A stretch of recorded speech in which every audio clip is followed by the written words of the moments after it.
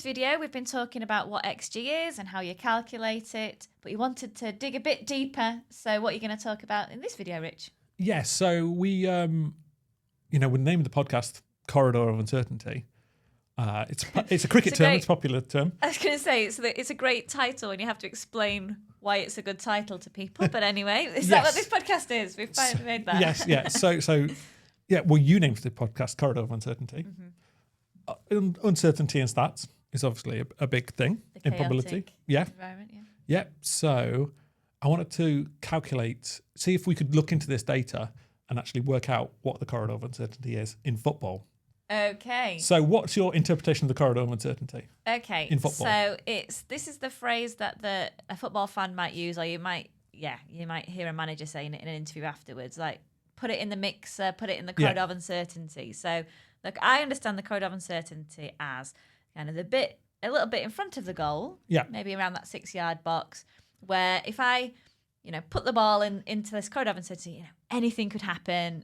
All bets are off. Just put it in there, and maybe you'll get a goal in the end of it. That's what I. So that's kind of what I think of as well. Is that that region where you're creating uncertainty in the keeper's mind.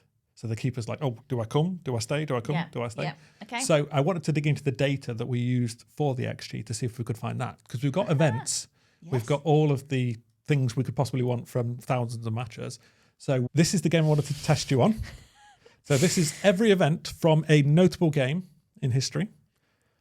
Maybe not the most notable, but I've changed the team colours so that it wouldn't be too obvious. Oh, God. But you can see, so I've listed there the 4,111 events. Just to give you another clue, there was 1,190 passes.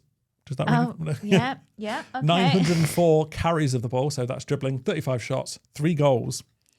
The end result, maybe this give away too much, but the end result was 2-1. So any clues? Is it? All right, before we let's go on before we have a look. So this is now just the shots from the game. So again, team colours not present. Right. I've separated the two teams, obviously. 2 team shots. The ones with the bold outline are the shots that were goals. Okay. So maybe you could see it there if we've got more detail, but maybe not. So it's interesting. You can see yellow team dominated. Yeah. Probably. Oh, we saw There's that. some interesting shots from some ambitious shots from the red team. Red team, yeah. Yeah, maybe that was like a cross that was mislabeled as a shot, or the label at the side. Yeah. Cool. Is it England? Well, we'll see with the next one. So this is now the event that decided the game. So on the left, we've got something happening. The colours are now for the teams. Right. On the right, we've got just after a goalkeeper saves it. Yeah. And then something else happens. And then on the very right-hand side is just the sequence of that shot. I think it's a pair of shots. So what do you think it is? Well, I think is that Chloe Kelly taking a penalty? It is Doing Chloe Kelly taking a penalty with the keeper. It is exactly Chloe Kelly taking a penalty against Italy. Yeah, so I really like the way you can see that all the players closing in, except for whoever that is on the right-hand side. Unfortunately, there's 360. Lauren James. It probably is Lauren James, not even watching or something like that. Yeah, she's mercurial. But can you put it back on so I can see all those thousands of events? Yeah. So which is England now? The yellow team is England. Yeah. So you can see, actually, just looking at this, we don't even need to do a heat map. You can see kind of like England playing down the wings quite a lot. Yeah. Defending, Italy are defending a lot of balls into the box, quite tight in there as well. So it does reflect the game, this event data, even though this is just literally every time somebody touched the ball.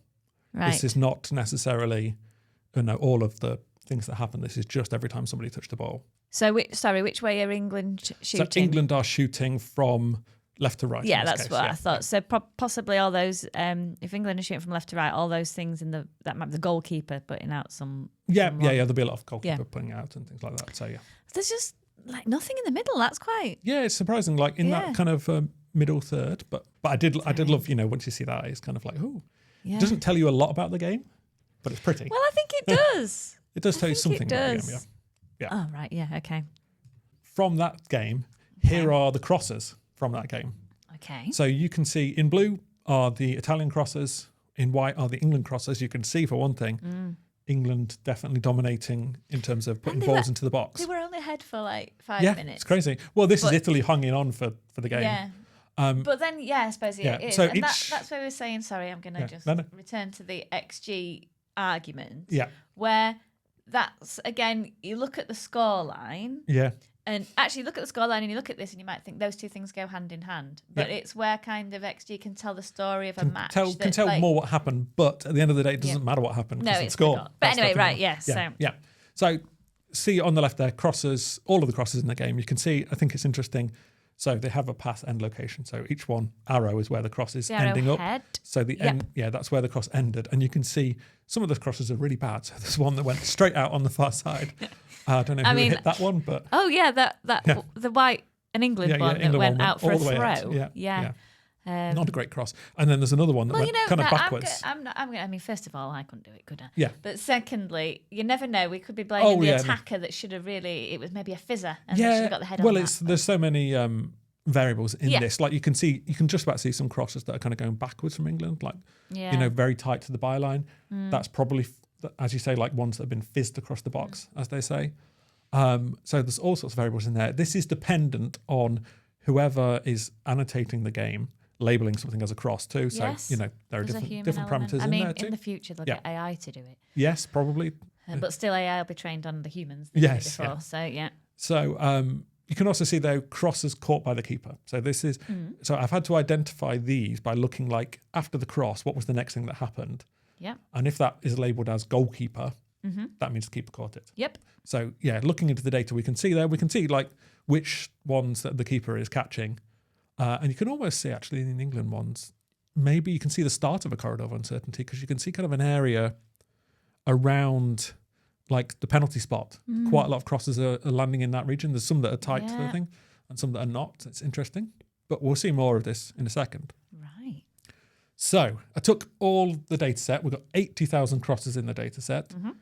25,000 of these are not listed as something called ball receipt. So they don't explain their annotations, but ball receipt, I think, is essentially like somebody taking it down or somebody clearly having possession at it, not including the goalkeeper.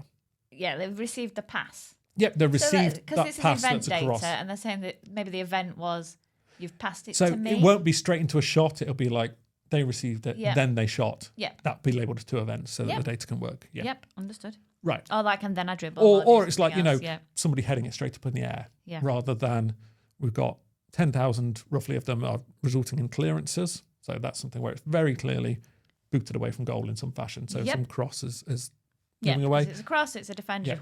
Yeah. And only 2,500 are actually caught by the keeper, which really surprised me, actually. So what I did then is to look at the crosses and where they ended up across the whole data. So I did the same thing I did for the basic XG last time. So just took that square where that ball ended up and said how many times does the ball end in that square from a cross. Okay. So we can see on the left-hand side, this is where crosses end.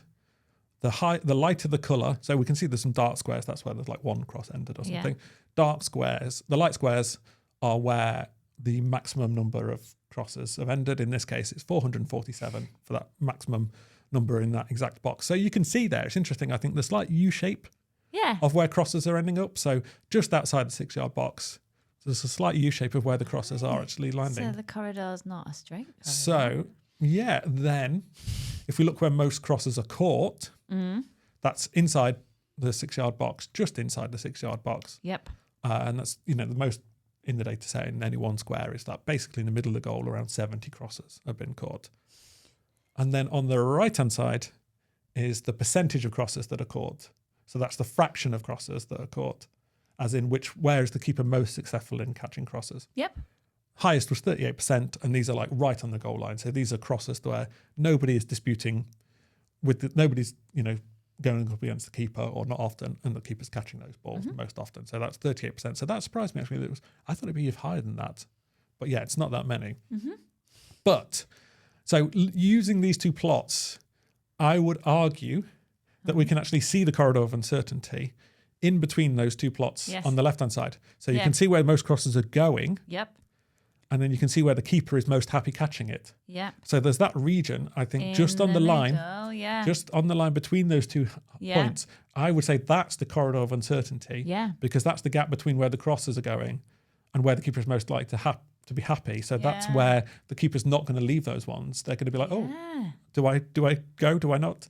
So I would say we can almost measure the corridor of uncertainty, and it is the edge of the 6-yard box, which is kind of the traditional interpretation of it, I think, as well, isn't it? It's just in that spot between defenders. So this box, if you look at the clearances map as well, so the same thing as that left plot, but just for clearances, it's that shape again.